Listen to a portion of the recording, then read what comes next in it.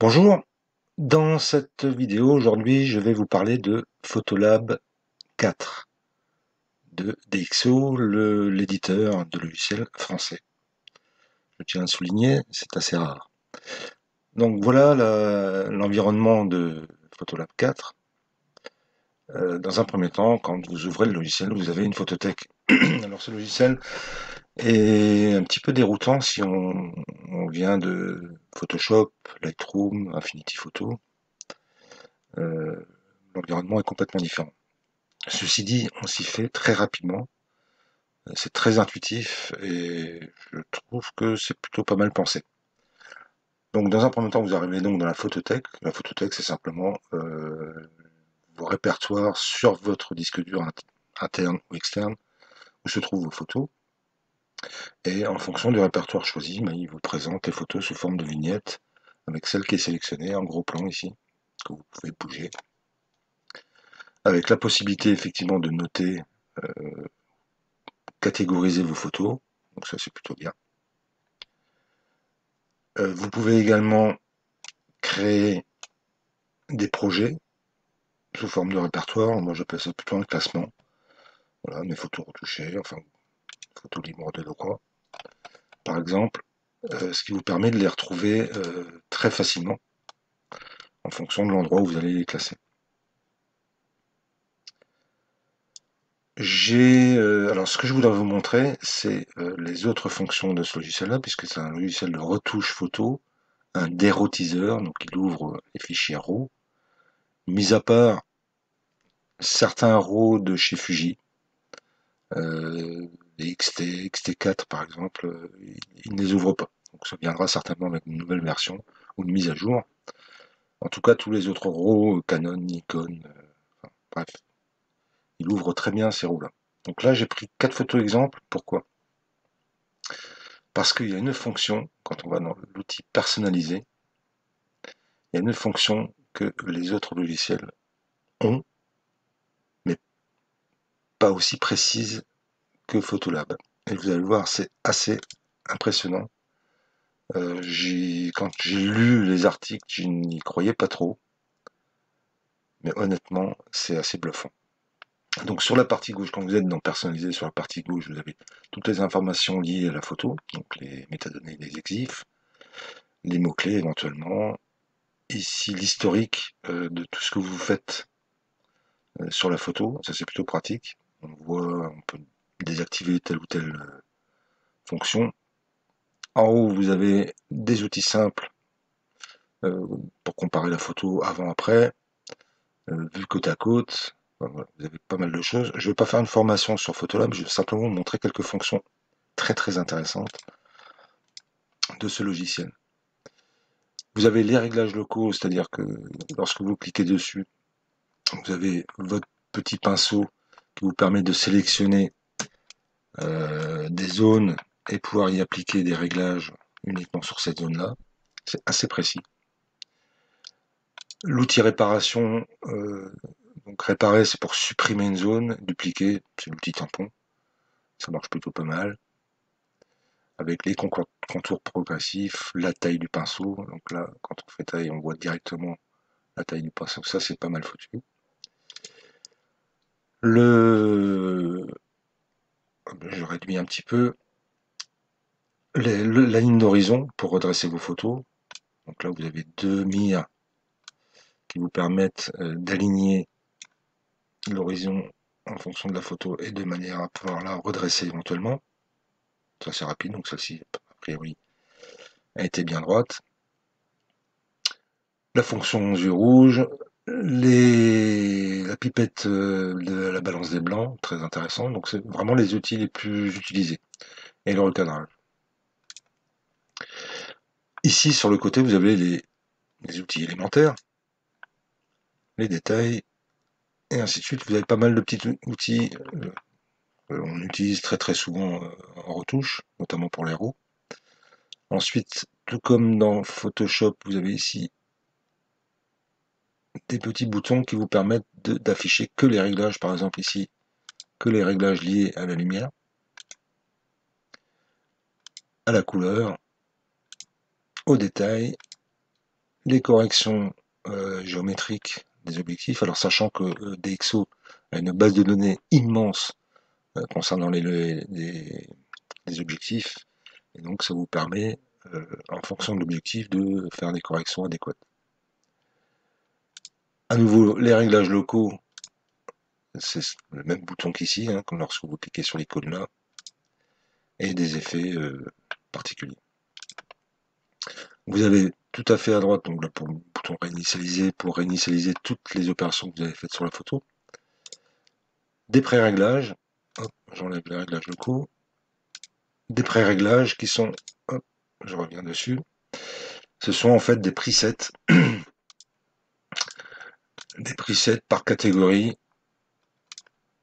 Je les ferme tous pour voir. C'est livré par défaut. Donc vous voyez 6 groupes. Et par exemple ici dans paysage, puisque nous sommes dans paysage, en standard lumineux, enfin voilà, vous avez plusieurs choses. Lorsque vous cliquez sur un des presets, donc il vous corrige la photo, vous avez ici des petits boutons bleus qui montrent l'endroit où a été, enfin, l'outil qui a été utilisé pour modifier cette photo. Donc, vous pouvez toujours revenir dessus et recorriger la fonction et les curseurs. Il suffit de désactiver le bouton pour voir et revenir à l'état initial. Donc là, je réinitialise. Ce que je veux vous montrer, impérativement, ce sont les nouveautés. Hop, les nouveautés de Photolab 4. Donc vous avez deux choses. L'instant watermarking, ça en fait c'est pour intégrer soit un filigrane, soit une signature. Donc ça c'est assez pratique. Hop, je l'ai perdu. Détail. J'ai perdu j'ai perdu l'outil. En fait, il vous permet d'appliquer une signature à un endroit donné sur votre photo. C'est quand même assez pratique.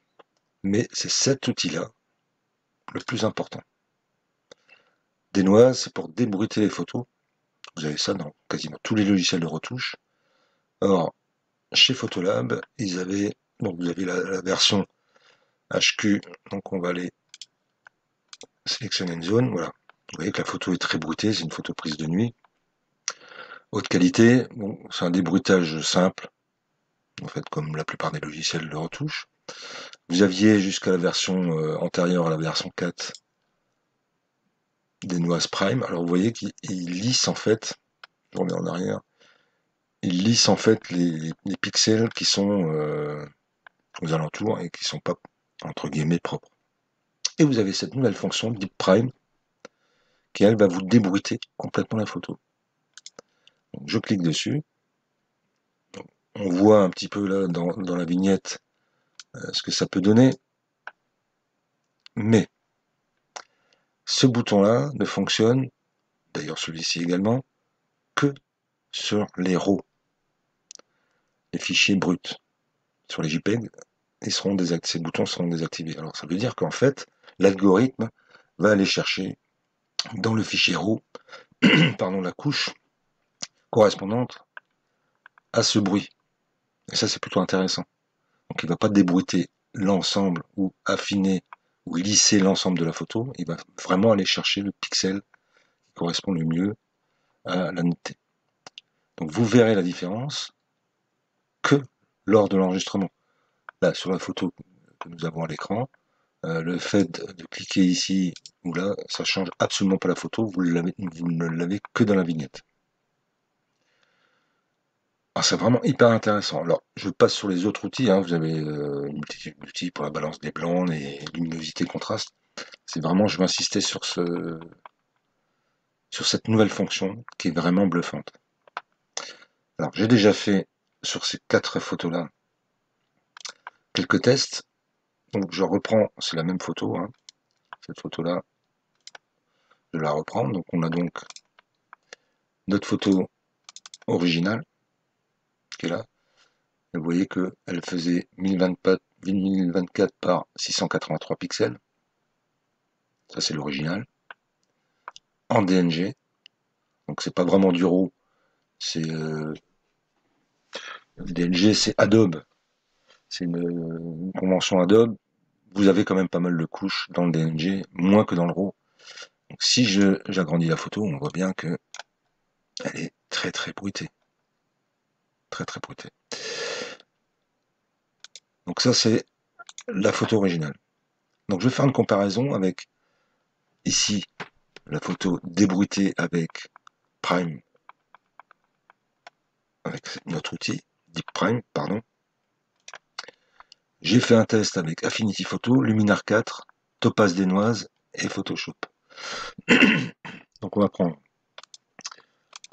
nos 4 photos, donc Photoshop, Affinity et DxO. On va faire une petite comparaison. Donc on l'a bien ajusté. Donc ici, on a la photo avec Deep Prime, la photo originale. Donc vous voyez, on a vraiment bien récupéré de la profondeur. Ici, Affinity Photo, c'est plutôt pas mal. Ici, Photoshop version 2021. Donc on voit que par rapport à cette zone ici de la Voie lactée, Photoshop a vraiment lissé les pixels. Donc c'est franchement moyen. On a perdu de la couleur ici, alors qu'on a conservé dans Affinity. On a un peu plus de couleur que dans l'original. Mais on va aller agrandir tout ça. Sur la photo originale, donc voilà la photo originale. Donc vous voyez qu'elle est vraiment hyper bruitée. Et voilà ce que ça donne avec Deep Prime. Vous voyez ce qu'on a récupéré comme pixel. Affinity Photo s'en tire plutôt bien. Or, on va aller sur la Voie lactée. Voilà. Photo originale, Deep Prime, Affinity Photo et Photoshop. Donc Photoshop a lissé tous les pixels. Pas mal, hein, c'est pas dégueulasse. Mais par rapport à Affinity Photo, je pense que Affinity Photo s'en tire mieux. Mais en revanche, Deep Prime, là, excusez-moi du terme, hein, mais il n'y a pas photo.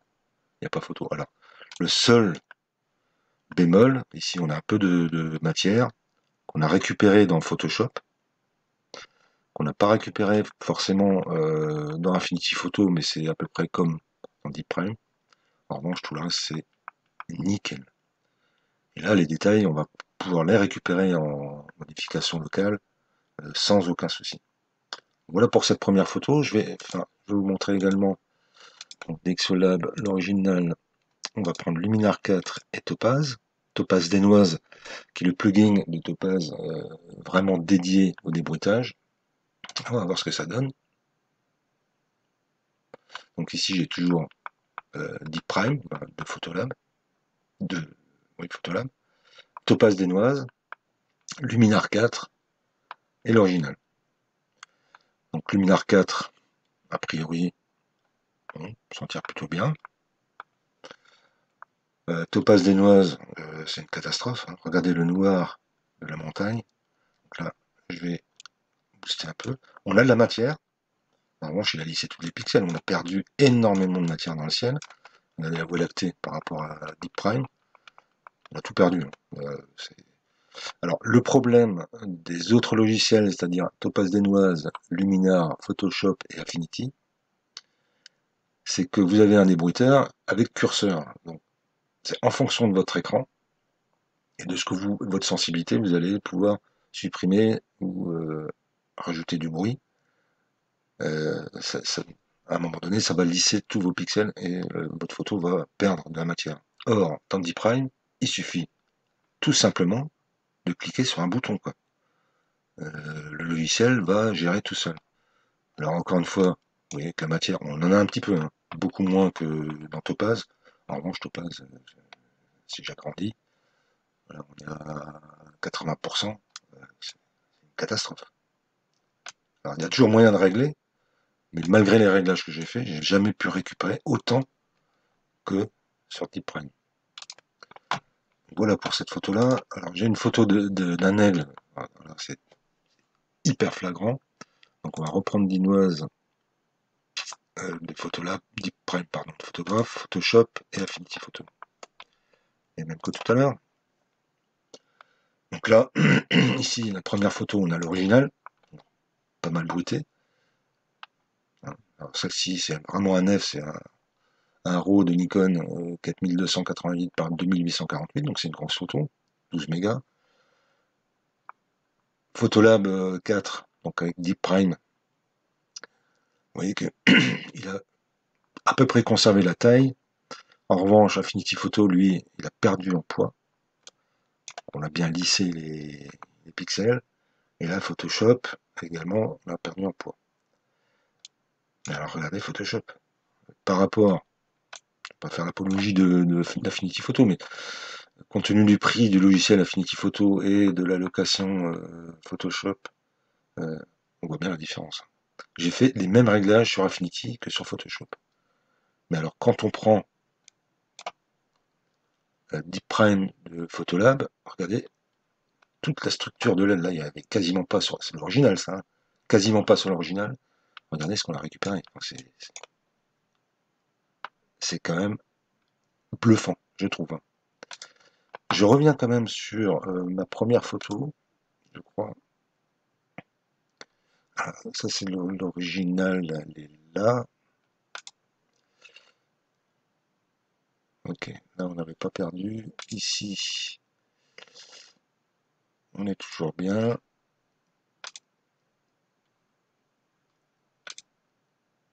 Alors celle-ci c'est pareil. Là on a un phare pris en Bretagne, à Ploumanac.